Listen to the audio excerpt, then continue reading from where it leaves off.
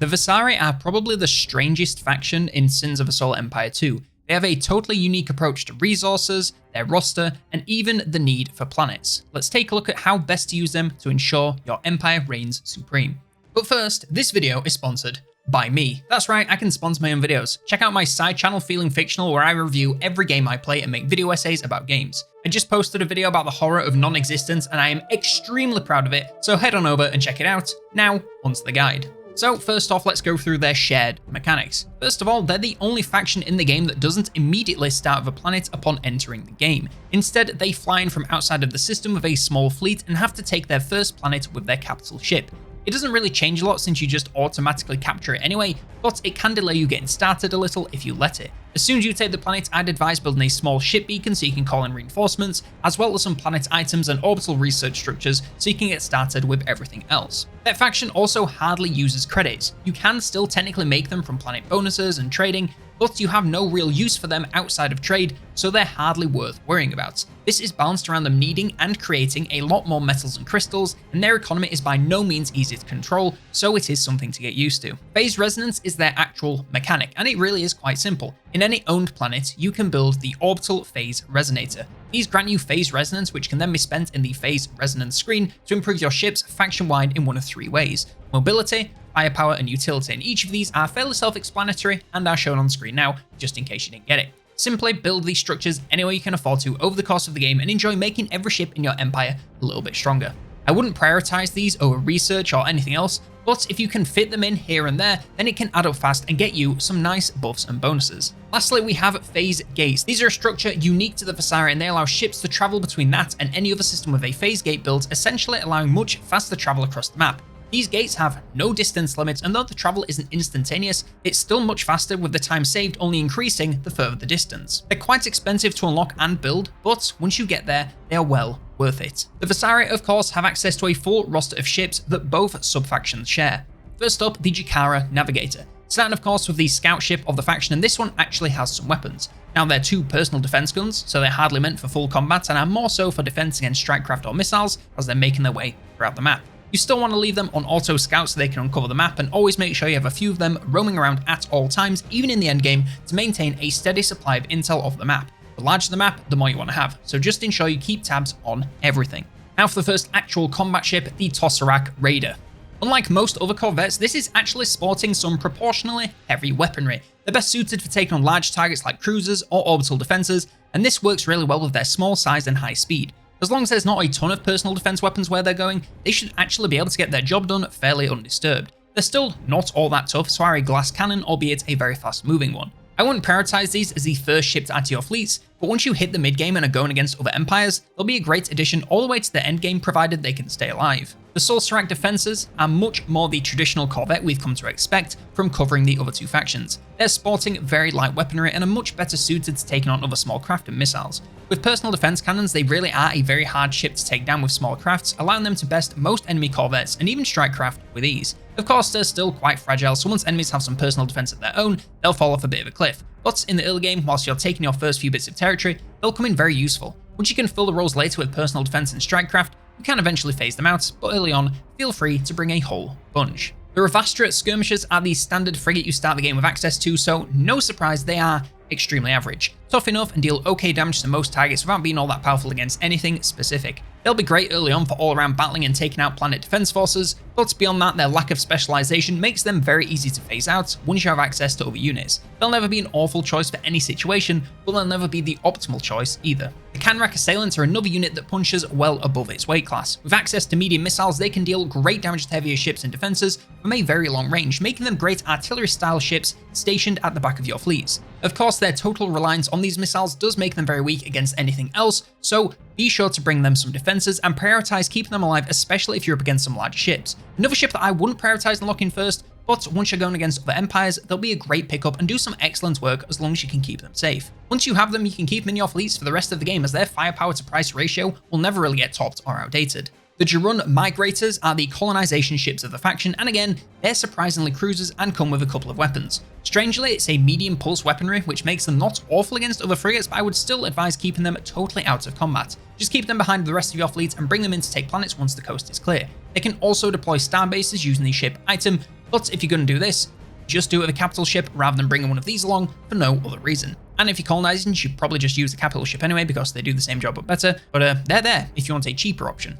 The Cortavas Oppressor are an excellent mid-game warship with access to a strong lineup of lighter weaponry. Now sure, they may not be able to take on much larger ships, but against frigates or smaller, they can wipe out whole squadrons in moments. Try to prioritize smaller targets for them to maximize their damage, and they should put in some great work. I like to replace my skirmishers with these guys since they perform the exact same job, but just do it a whole lot better. The Lusarak Transporters are the carrier cruisers of the faction, and now's a good time to mention that the Vasari only have access to bomber strike craft. This makes them very strong versus larger ships, but extremely vulnerable to enemy fighters, making defense against them extremely difficult. However, sticking with the carrier, they allow you to boost your bomber numbers without having a bunch of capital ships, so they're pretty great. They even come with some personal defense guns to take out a few enemy strike craft, making them well worth bringing no matter what you're going up against. I brought a fair few of these with me, if only to muscle through enemy fighters with sheer numbers. The Volrak Penetrator is a very odd ship. It's quite small for a cruiser, but it's also extremely tough, being able to take a tremendous amount of punishment for a sustained period of time, and it's a good job it can. Its sole weapon is a super heavy beam with a very short range, so it has to get up close and personal to deal any damage. Once in range, it does deal devastating damage that can cut through any and all armor with ease. They are a little high risk, and you'll likely be replacing them fairly often, but if you make your peace with that, they can bring you some great value, and if nothing else, give your support ships a lot to do. The Karasta Destructors are the planetary assault ships of the faction, and they do just that. They have no non-planetary weapons, so are fairly useless against everything else, but if you can safely get them to an enemy planet, they'll get to work and bring down its health in no time. As usual, you can either bring them with the rest of your fleet, or have them in a fleet of their own and bring them in once the other threat is taken care of. The former is quicker, but the latter is safer, so choose for yourself for which works best for you. Honestly, later in the game, if you have plenty of capital ships, you don't strictly need these guys, but if you want to speed up taking out enemy planets, they do the job nicely and cheaply. The Severan Overseers are total support ships with no weaponry of their own. Instead, their purpose is to use their intimidating presence to reduce the effectiveness of enemy ships. They're a little tricky to use since they have to be nearby to enemies to use their ability effectively. However, I've noticed they don't move up automatically since they technically can't attack. This does mean you'll need to move them around yourself, but once they get in there, they should pop their ability on cooldown to significantly reduce enemy damage. I won't go mad with these guys. A few in a fleet will be plenty, especially since their ability works in an area and they're a bit tricky to use. They can also detect enemies incoming from other planets, so are useful for that too, once researched, but a few go a long way. The Just Sort of Fabricated Cruiser is a just sort of cruiser. Anyway, another pure support ship, and this one is pretty unique. Baseline, it acts as a mobile ship factory, being able to summon corvettes and frigates no matter where it goes, allowing much faster reinforcement of the ship types you're likely to lose most of often, which is already a pretty great start. With research, they can also be equipped with retrofitting capabilities, allowing them to build items on your capital ships at a much faster rate than normal. They can also unlock the ability to reclaim scrap from any defeated enemy units in combat, allowing your fleet to make you some resources whilst taking part in any and all fighting. Overall, it's another great ship that you absolutely want to bring a few of no matter what. Baseline, they're worth it for the quick reinforcement, but once all that research is completed, they bring so much value it's crazy. Similar to the Overseers though, a little goes a long way. The Core Tool Devastator is the first of the capital ships, and this one is an all-out battleship. It comes with a variety of heavy weapons and a single strikecraft squad, making it devastating to all targets. It is a little vulnerable to smaller targets and missile focus, but you can cover those bases with corvettes, so it's hardly an issue. In battle, get it focusing on larger threats and be deep in the front lines, taking a boatload of damage for your fleet. Its abilities allow it to increase its own fire rate and shield regen, reduce enemy damage and armor, and infect hostile targets with volatile nanites, reducing their toughness and causing damage in an area when defeated. The Jarasul Evacuator is the colony capital ship of the faction, and it is a damn fine ship. It has lighter weapons, making it best suited for smaller targets, but those beams allow it to deal some decent damage to larger threats, making it a real jack of all trades. Add on a squad of strikecraft and it quickly becomes deadly to anything and everything. In battle, have it focus on middle-of-the-road threats like cruisers. It's more here for the colonization and other abilities, so as long as it's attacking something, it'll be doing fine. Speaking of which, it of course has colonization, and upgrading this grants free levels of mining when taking a new planet, so is well worth upgrading early for massive income immediately.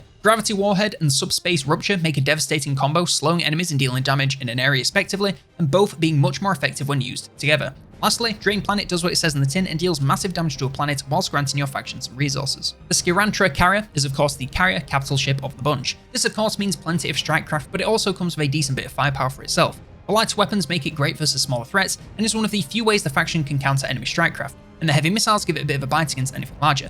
When fighting, it's hard to pick a bad target really, so just send it in and it'll do well against just about anything. Its abilities allow it to restore the armor and hull of nearby allied units, upgrade the power of its bombers, and create copies of nearby units to bolster your forces in battle. The Antarac Marauders are a bit of a weird one. They're the fastest moving capital ship by far and come with a variety of weapons, making them quite strong at hit and run tactics. Why you'd ever do this rather than just taking out enemy positions, I'm not sure, but to each their own. In normal battles, they can take on just about anything with their mix of weapons, but I'd lean on smaller targets like cruisers, as most of their weaponry is a little too light for anything larger. Its abilities allow it to become invulnerable, but essentially unusable for a few seconds, slow down hostile build and reload time, increase allied speed and turn speed, and massively restore the stats of an allied capital ship. And lastly, we have the Vulcarus Desolator. Finally, the planetary assault capital ship of the bunch. Its non-planet based weapons are very heavy, making it devastating versus anything larger than cruisers, but a little bit useless against anything smaller. In battle, focus on those larger targets and make sure you bring something to take on those smaller threats, otherwise you can quickly find yourself overwhelmed, which is always embarrassing for something so large. Its abilities allow it to fire volleys of high damage missiles, deploy a planetary siege platform to automatically siege planets, massively increase its damage to planets, and deal a huge amount of damage to a single target. We also have to cover the two sub-factions and their playstyles and unique items. The Exodus are a xenophobic and scrappy faction doing whatever they need to survive, no matter the cost to anyone else. They're able to use labor camps to enhance the growth of their planets, collect scrap from destroyed ships nearby to their debris reclamation centers, and even totally consume planets in return for large sums of resources with their core strippers. They can even lose all of their planets and rule from on board their ships to be a homeless pack of roaming nomads who will destroy anyone they find in their way. This is such a cool touch and a very unique playstyle if you choose to strip every planet you take and survive purely from ships. However, it's more there for a cool thing to do rather than something fully viable. They also have their unique titan, the Varastra.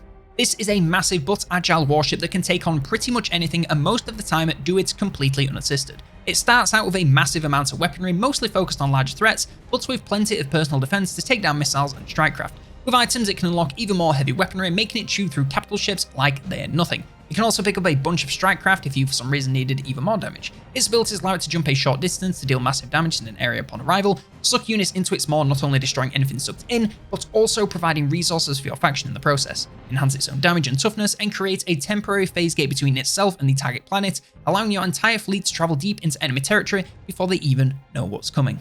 We also have the Alliance, and they have instead opted to take the route of cooperation. They excel at producing large amounts of culture and influence to persuade other factions, minor and major, to work with them to achieve a common goal of prosperity. Alongside this, their unique research options make them have a much more robust economy and extremely tough ships and planets, making them excel at defensive play while still being able to throw down with the best of them. They of course have their unique titan, the Kulturask. This is another massive warship with a boatload of weaponry right out the gate. It's quite focused on larger targets, with the majority of the weaponry being heavy alongside plenty of personal defense. With items it can pick up even more heavy weaponry, making it yet another ship able to eat capital ships for breakfast, and of course can pick up some strikecraft if you want the ultimate one-ship fleet. Its abilities allow it to steal hull and antimatter from hostile ships, transfer it to allied ships, massively slow nearby hostiles, and deal huge damage to everything nearby, nano-leech combos with the last two, making them even stronger. It's a little less scorched earth and a little more supportive of your fleet than the Exodus, but still a devastating ship nonetheless. And that's everything you need to know to get started with the Vasari in Sins of a Solar Empire 2.